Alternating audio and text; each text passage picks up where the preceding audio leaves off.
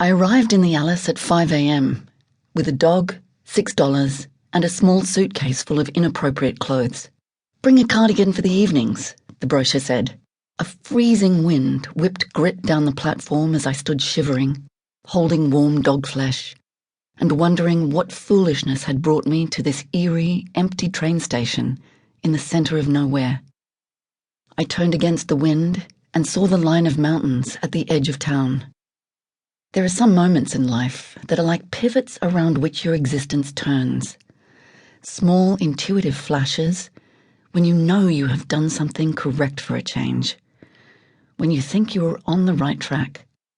I watched a pale dawn streak the cliffs with dayglow and realized this was one of them. It was a moment of pure, uncomplicated confidence and lasted about 10 seconds. Diggity wriggled out of my arms and looked at me, head cocked, piglet ears flying. I experienced that sinking feeling you get when you know you have conned yourself into doing something difficult and there's no going back.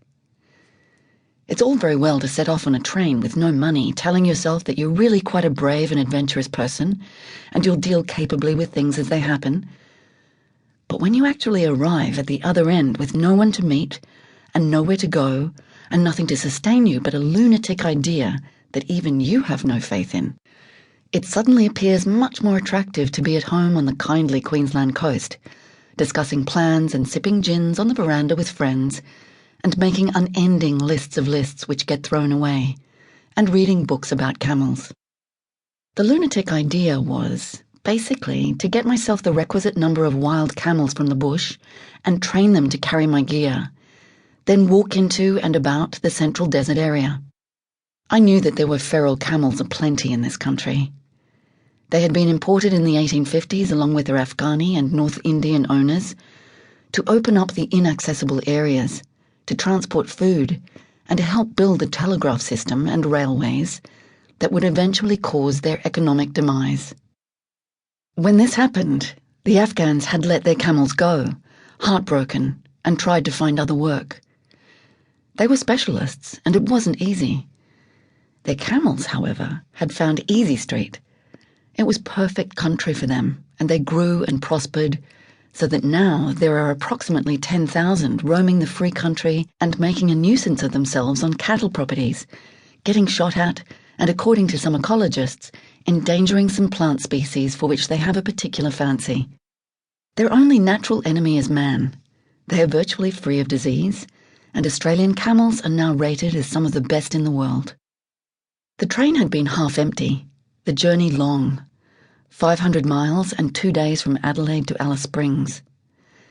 The modern arterial roads around Port Augusta had almost immediately petered out into crinkled, wretched, endless pink tracks leading to the shimmering horizon, and then there was nothing but the dry red parchment of the dead heart. God's majestic hidey hole, where men are men and women are an afterthought. Snippets of railway car conversation still buzzed around my head.